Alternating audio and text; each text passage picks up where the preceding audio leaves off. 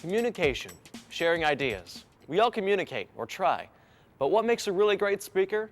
One of those people who can stand up in front of a group or even one or two people, hold their attention, and make his words stick?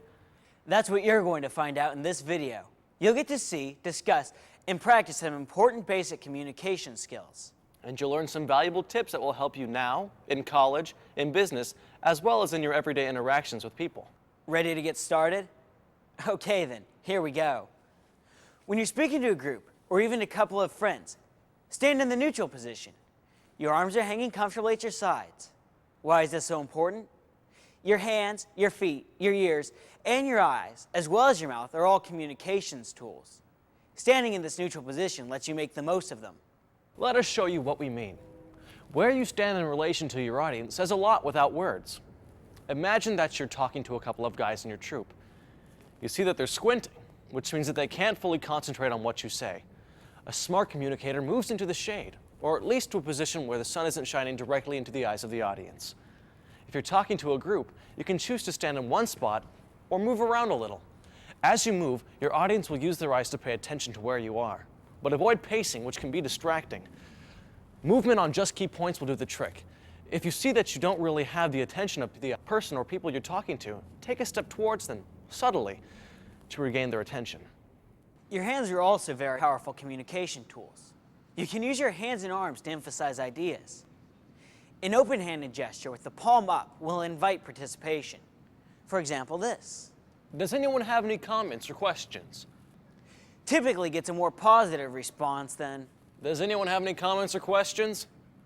gesturing with your palm down conveys a different message entirely. You use this gesture to calm someone who is talking too much or has interrupted another member of your audience in mid-sentence. Holding up a finger, as if to say, please wait a minute and we'll get you, also works to help you maintain control of the flow of communication. Remember, you use gestures for emphasis, as punctuation for what you're saying. Don't start flailing your arms around just to move them. That's nothing but a distraction. When you're not gesturing, keep your arms at your sides, not crossed over your chest, in your pockets, or in the fig leaf position. You'll divert the audience's attention away from your face. Now that we've covered how to be a great communicator from the neck down, let's move on to the mouth. Always remember to speak clearly and to project. In other words, speak loudly enough that you're sure the person who's sitting farthest from you can still hear you easily. That doesn't mean shout. Just project. And vary the pitch of your voice. Otherwise, you'll sound flat and monotone and your audience could end up asleep. What you say is important, but how you say it is equally important. So pay attention to the tone of your voice. So far, we've covered feet, hands, arms, and mouth. Next up, the eyes. Eye contact is a great way to connect with your audience and hold their attention. The best way to do this is to lock eyes with one person for about 3 seconds, then another, until you make contact with just about every person in the group. You'll be able to communicate emotion and energy, plus capture your audience's attention in a big way. The eyes, like the ears, can also help you read your audience. Do they need a bio break? Are they bored? Are they paying attention? Are they hungry? Are they ready to move on to a new topic? What your eyes don't tell you, your ears will. That is, if you're listening.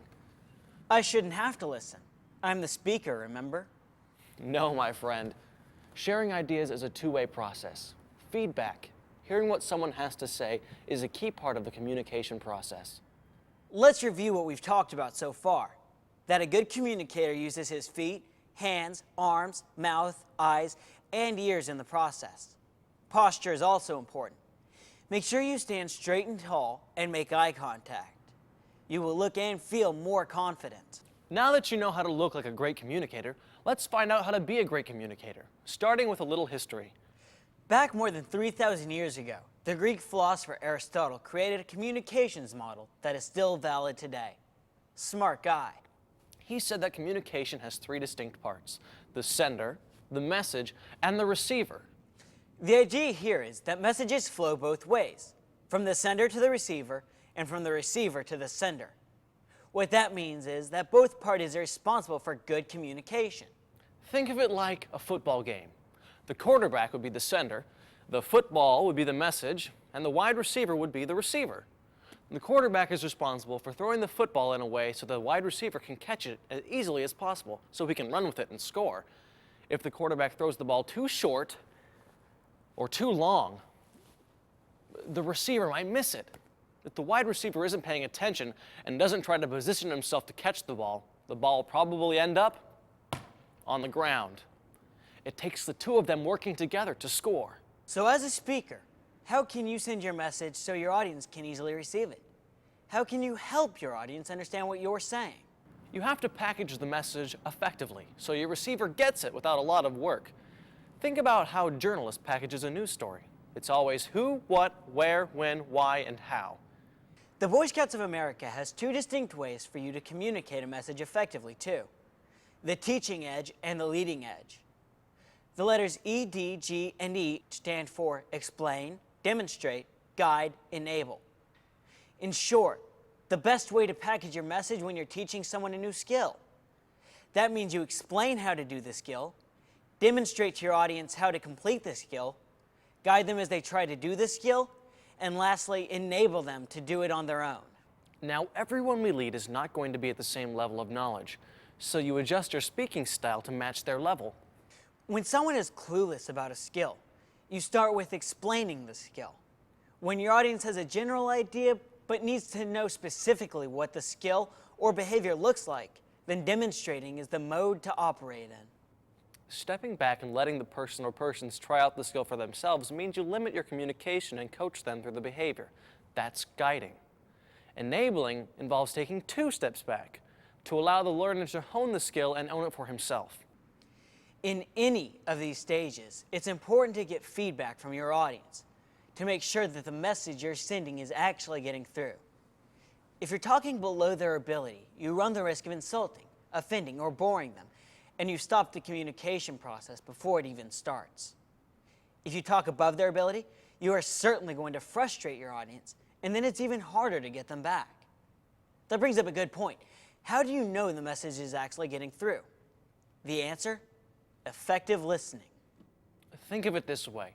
Communicating well is a matter of respect. Out of respect for the listener, a speaker will make sure he sends the message well. Out of respect for the speaker, the listeners will make sure they try to pay attention to and understand what's being said. It's a matter of simply following the Scout law. It's mutual respect. One of the best ways to make sure your audience is catching on is to ask a volunteer to bounce the last bit of information back to you. Get them started by having them say, "What I understand you to be saying is," then complete the thought in their own words. This isn't a test, it's a feedback mechanism. And an opportunity for you, as the speaker, to clarify any message that has not been received.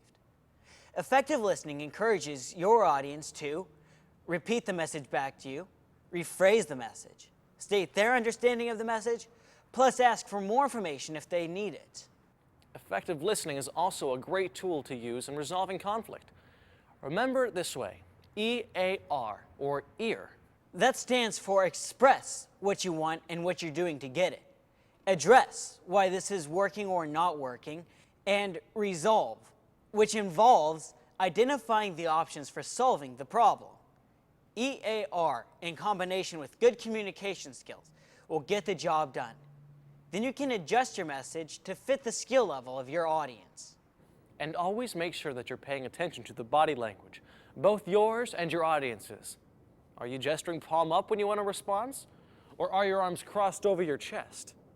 Is your audience leaning forward, listening, or are they yawning or fidgeting? If you want to know how your message is being received, body language can tell you as much as words. So far, we've talked about communication, when it's just you and your audience involved. But sometimes you'll have a slide presentation or other type of visual tool to illustrate your points. If you're using any kind of tool, you have to rehearse and make sure that you're confident how everything works before the real presentation begins. The last thing you want is to be searching for the advance button while your audience is waiting.